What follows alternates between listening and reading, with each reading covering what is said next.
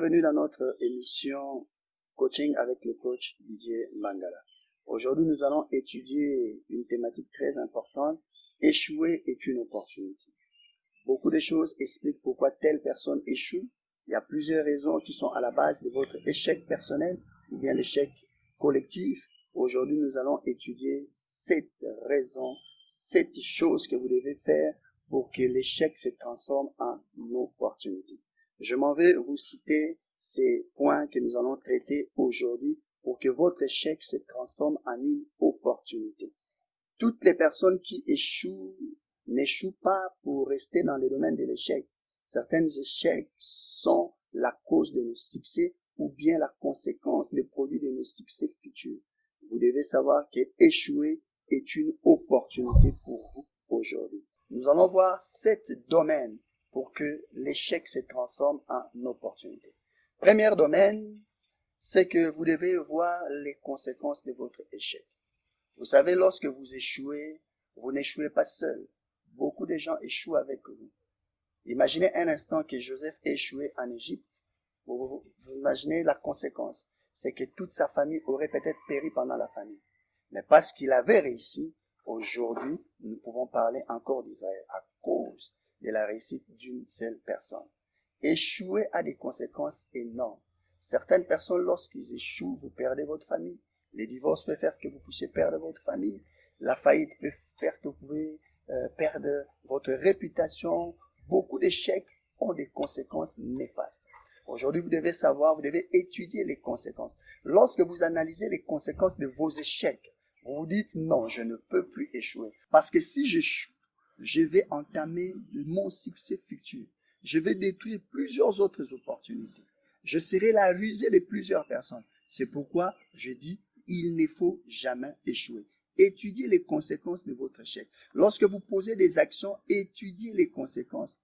Quelles sont les répercussions qui peuvent faire que vous soyez la rusée de plusieurs personnes? Aujourd'hui, décidez, vous n'allez plus échouer. À cause des conséquences qui vont s'en suivre, vous devez vous décider de ne plus jamais échouer.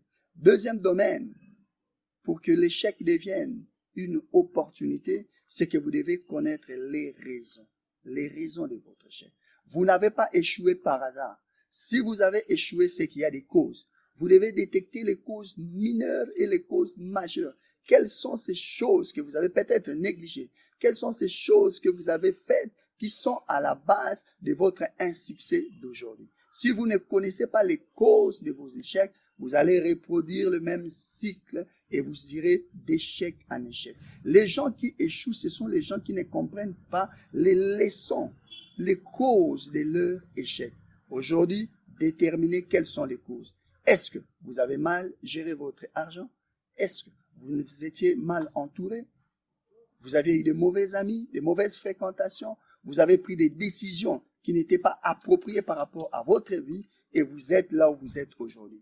Déterminez premièrement quelles sont les causes. Dès que vous déterminez les causes de vos échecs, vous commencez le processus de votre rétablissement.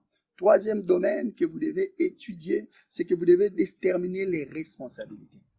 Il est très facile de dire que j'ai échoué à cause de tel, je n'ai pas réussi parce que je manquais telle chose, j'ai échoué parce que je n'avais pas les parents qui avaient suffisamment d'argent, j'ai échoué parce que les gens ne m'ont pas aidé. Il est facile de dire que vous avez échoué à cause des autres, mais la plus grande responsabilité, c'est votre propre responsabilité.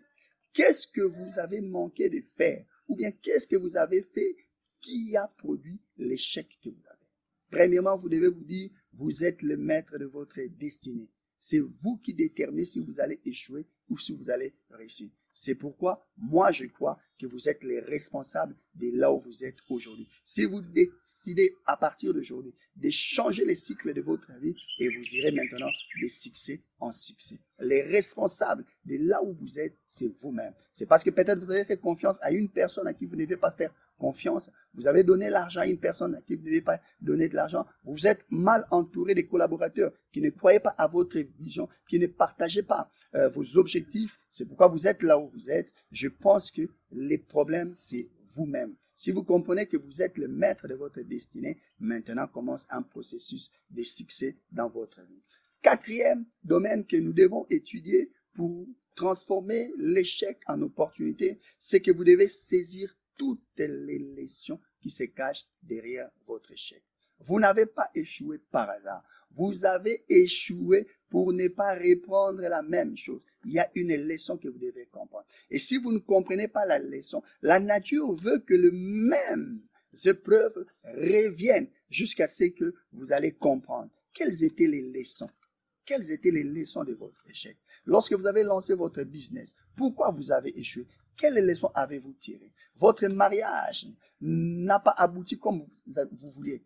Quelles sont les leçons que vous avez saisies pour que demain, vous puissiez reprendre un autre cycle de succès? Cinquième domaine que vous devez étudier, c'est les domaines de trouver les remèdes. Parce que si vous ne comprenez pas qu'il vous faut trouver des remèdes, vous resterez dans le cycle de la maladie perpétuelle. Vous devez trouver les remèdes pour ne pas tomber, pour résoudre votre problème, pour résoudre cet insuccès que vous avez connu. Et les domaines, c'est dans beaucoup de choses que vous devez réparer, des attitudes que vous devez restaurer, des aptitudes que vous devez renforcer, des mentalités que vous devez acquérir. Toutes ces choses vont faire que désormais, vous allez réussir. Et sixième, l'avant-dernier chose que nous devons étudier, c'est savoir se relever. Les écrits sacrés disent ceci: 7 fois les justes tombent, il se relève. Remarquez que c'est lui-même qui est à la base de son relèvement. Vous devez être armé de la mentalité que même si vous échouez 7 fois, vous allez vous relever vous-même. N'attendez l'aide de personne. Personne ne viendra vous aider. Vous êtes le maître de votre destinée et vous êtes appelé vous-même à vous relever. Et dernier domaine, septième domaine, pour que votre insuccès, pour que votre échec se transforme en une saison de gloire, en une opportunité, c'est que vous devez commencer maintenant à agir différemment. Vous devez commencer à agir. Parce que tout ce que nous avons dit n'est que théorique. Si vous ne vous décidez pas de vous relever et de commencer à agir. J'aimerais que quelqu'un se dise: je veux agir. Avec les remèdes que j'ai trouvés, avec les leçons que j'ai compris, je veux maintenant agir. Parce que si vous n'agissez pas, personne ne viendra agir pour vous. Personne ne viendra travailler pour votre succès. Vous êtes le maître de votre succès. Vous devez commencer à travailler pour votre succès. Je vous dis merci.